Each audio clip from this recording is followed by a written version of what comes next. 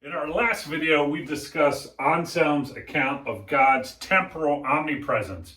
In this video, we're going to look at Anselm's account of God's simplicity. You can find this in the Proslogion in chapters 18 and 21 to 23. So we're going to discuss 4 topics concerning Anselm's divine simplicity theory. The first is what it is, what the theory is. The second is what his argument is for it. The third is a problem that arises for the theory. And the fourth is his solution to the problem. So let's begin with what the theory is.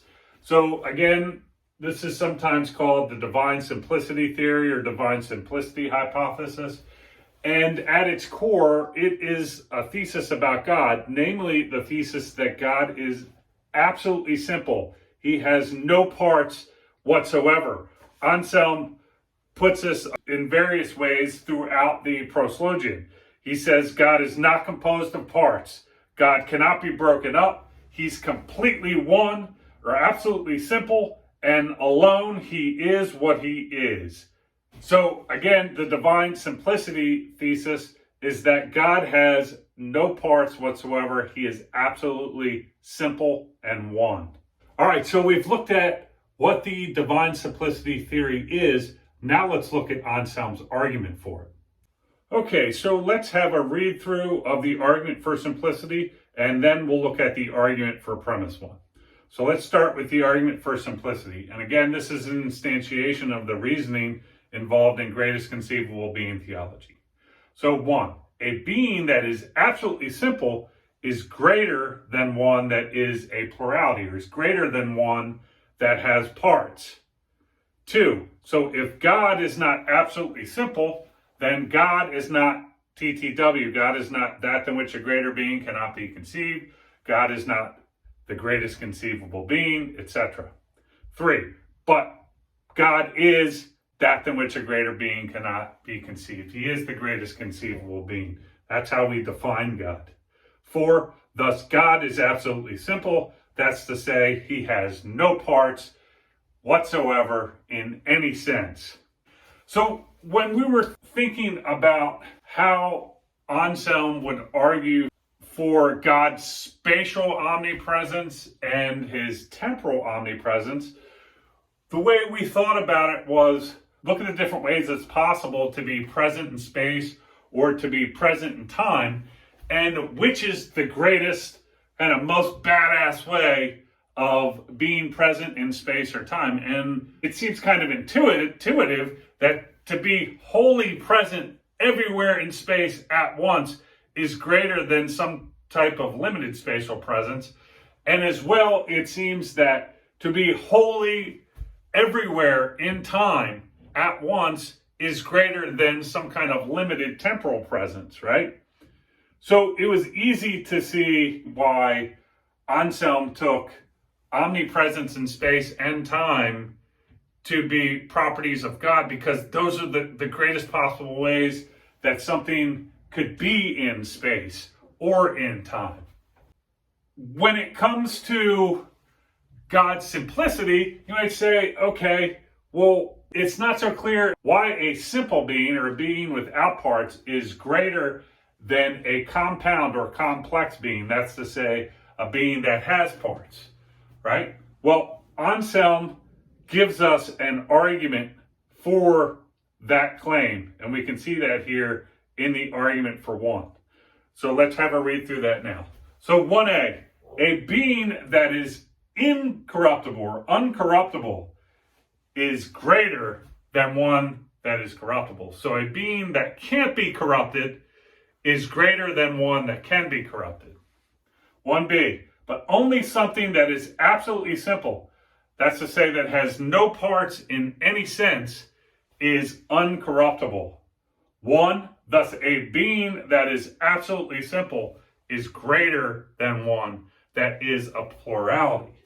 So the point here is that a being that has no parts is greater than one that has parts, because the being that has no parts is uncorruptible. It's absolutely uncorruptible. You can't break it apart either physically or mentally, whereas the being that has parts, you can break it apart either physically or mentally. All right, so far we've discussed the divine simplicity theory. We've looked at Anselm's argument for it. Now I want to turn to a problem that someone might raise for the view that God is absolutely simple.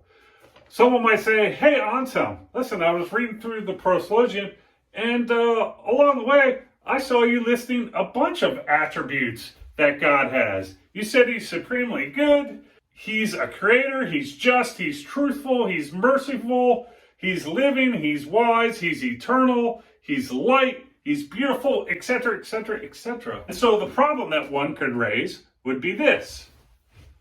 How's God absolutely simple if he has all these attributes, right? Having the attributes seems to make him complex in two ways. The first way is it seems that there's God, some type of substance, right? And then there's the attributes that he has. So God would be complex in that he would have metaphysical parts, and he would be a substance that had various properties. Just abstractly, we could say he would seem to be compound in that sense. On top of that, he would seem to be compound or complex in not only in that he had metaphysical parts, he was a substance and he had various different properties, but also in the sense that he has different properties. So he would not only be complex in the sense that he was a substance kind of property compound, but also he'd be complex in the sense that he had various different attributes, right? So how can we say God is simple if there's God and then there's attributes that he has, and God is the substance plus the attributes together, and there's a bunch of different attributes? In what sense can we say God is simple given these facts about what Anselm seems to say, right? So now what I want to turn to is Anselm's solution to this challenge or problem for his view that God is absolutely simple. Here is Anselm's solution. What he says is, no, the way you've cashed that out or framed the problem is all wrong. There's not God, some kind of substance that has the attributes. God, he wants to say,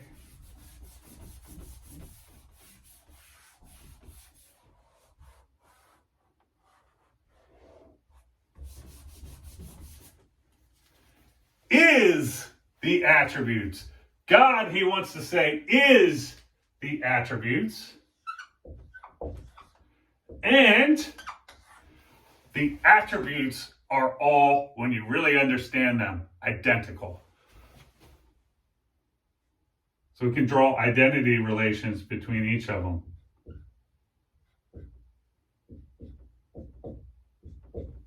Right?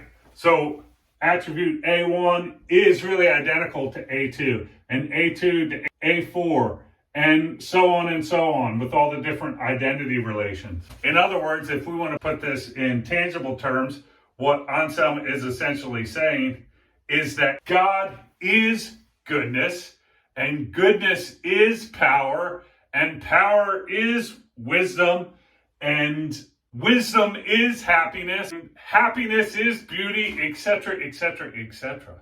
Right? So it's not as if there's God, which is a substance separate from properties or separate from attributes which inhere in him. God is the attributes, and all the attributes are identical.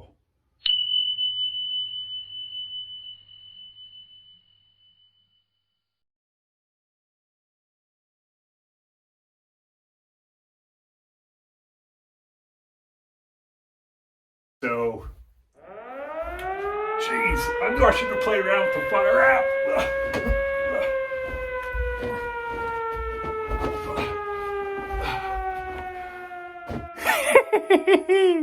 All right, so in this video, we considered Anselm's account of God's simplicity, what's sometimes called the divine simplicity theory or divine simplicity hypothesis.